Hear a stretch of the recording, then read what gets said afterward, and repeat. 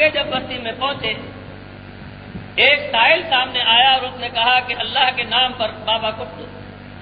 انہوں نے کہا بھئی میرے پاس کچھ نہیں ہے۔ دوسرا کہ پھر سوال کیا،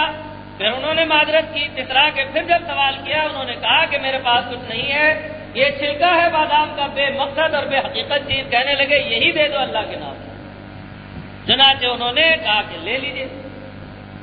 لیکن چونکہ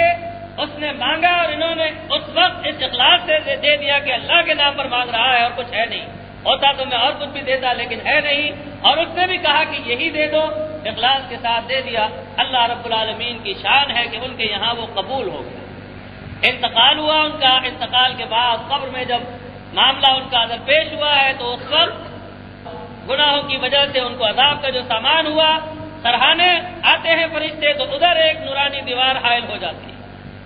آتی آتے ہیں تو ادھر حائل ہو جاتی ہے، دائیں آتے ہیں تو ادھر حائل ہو جاتی ہے، بائیں آتے ہیں تو ادھر حائل ہو جاتی ہے، ہر طرف سے ایک نورانی دیوار جو ہے وہ رکاوٹ بن جاتی ہے۔ اور اسی طرح کچھ عرصہ گزر گیا اور اس کے بعد فرشتے چلے گئے۔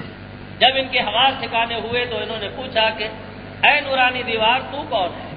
ایسی اندھیری کوٹری میں جہاں کوئی بھی روشنی نہیں، تو کون ہے جو میری حمایت کرتی رہی اور بچاتی رہی؟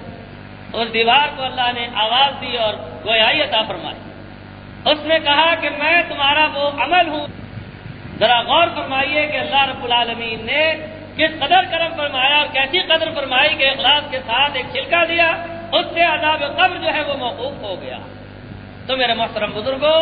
اللہ کی راہ میں مال خرچ کر کے خوش ہونا چاہیے کہ یا اللہ آپ نے توفیق عطا فرمائی اور آپ نے ہمیں خرچ کرنے کے لیے حکم فرمایا، اور آپ ہی کا دیا ہوا تو مال ہے، آپ ہی کی راہ میں دے رہے ہیں اور آپ اس کو قبول فرما لیں تو ہماری خوش نصیبی ہے۔ اور پھر ان کی شان کرم دیکھیے کہ وہ اس مال کو لے کر بڑھاتے ہیں بڑھا کر پھر ہمیں نہ جانے کتنے گنا ہو جائیں گے، وہ جب قیامت میں واپس ملے گا بہت بڑھا چڑھا کر دیں گے۔ اللہ رب العالمین اپنے نام پر مانگتے ہیں دیکھنے کے لیے کہ بندہ دیتا ہے کہ نہیں۔ قرآن پاک میں بھی ارشاد فرمایا من یقرض اللہ قرضا حسنا یضاعفہ، کون ہے جو اللہ کو قرض عطا فرمائے اور وہ اس قرض کو بڑھا چڑھا کر عطا فرمائے گا۔ اور اللہ کے بندے کیسے کیسے دنیا میں موجود ہیں کہ جن کو اللہ تعالیٰ نے دولت عطا فرمائی تو ساتھ ساتھ دل بھی ایسا ہی عطا فرمایا۔ ہمیں آپ کو دعا کرنی چاہیے کہ اگر دولت کے لیے دعا کریں تو ساتھ ساتھ دل کے لیے بھی دعا کریں کہ اللہ تعالیٰ دل بھی ایسا ہی دے۔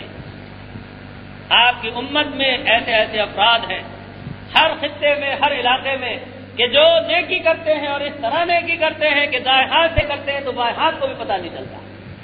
اور کبھی ساری زندگی منہ پر لفظ نہیں لے کر آتے ہیں کہ انہوں نے کس کے ساتھ کیا حسن سلوک کیا ہے، اللہ کی راہ میں کہاں کہاں خرچ کیا ہے۔ ایسے لوگ بہت ہیں، اور ایسے ہی نیک لوگوں کے طفیل دنیا کا نظام بھی چل رہا ہے کہ اللہ کے نیک بندے زبانی عبادت کرنے والے بھی، بدنی عبادت کرنے والے بھی اور مالی عبادت کرنے والے بھی بہت۔ بعض وقت میں نے خود بھی اپنی آنکھوں سے دیکھا ہے حرم محترم میں مکہ مکرمہ میں جمعے کے دن بعض شیوخ اور فیاض حضرات اپنی اٹیچی میں 2-2 لاکھ 2.5 لاکھ ریال بھر کر لاتے تھے، 100 کے نوٹ، اور جب شروع کرتے تھے تو ذرا سی دیر میں اپنی اٹیچی خالی کر کے اور تقسیم کر کے چلے جاتے تھے۔ کچھ مختصر سا دیکھنے کا موقع ہوا، ایک بزرگ ہستی، سفید ریش، نورانی چہرہ،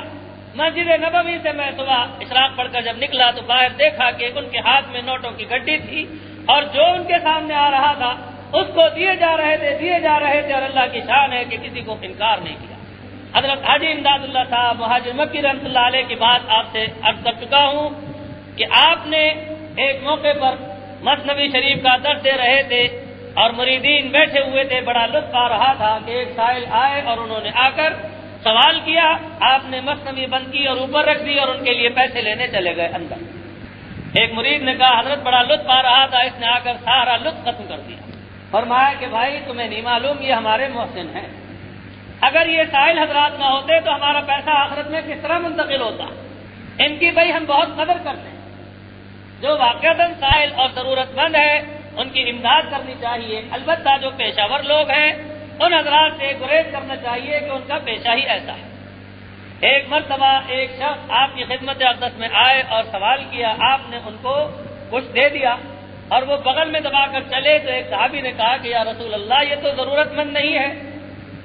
آپ نے اس کو دے دیا تو فرمایا کہ میں نے کبھی لا نہیں کہا، پیغمبر کی شان نہیں ہے کہ وہ منع کرے، اب میں کیا کروں کہ وہ اپنی بغل میں جہنم کی آگ دبا کر لے جا رہا ہے۔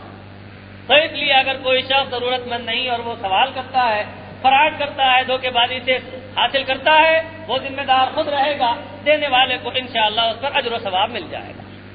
ہمارے حضرت مفتی محمد شفیع صاحب رحمۃ اللہ علیہ، ایک مرتبہ ایسا موقع ہوا کہ ہاتھ میں کچھ نہ تھے، جیب میں ہاتھ ڈالا، اتنے میں وہ گاڑی چل پڑی۔ آپ کے صاحبزادگان بھی ساتھ تھے، تو ایک صاحبزادے نے کہا ابا جی ایسے لوگوں کو دینا تو حرام ہے، آپ ان کو دیتے ہیں۔ مفتی اعظم پاکستان، کیسی بصیرت کی نگاہ ہے! حضرت مجدد الملت حکیم الامت حضرت مولانا اشرف علی صاحب رحمۃ اللہ علیہ کے صحبت یافتہ ہے۔ فرمایا کہ تمہیں کیا معلوم، ارے تم کتنے بڑے مجرم ہو، اللہ تعالیٰ کے کیسے گناہ کرتے ہو، تمہیں بھی تو اللہ میاں کھانے پینے کو دیتے ہیں، کبھی تم سے پوچھا ہے کہ تم نالائق ہو، گناہ کرتے ہو، تمہیں اب کھانے کو نہیں ملے گا؟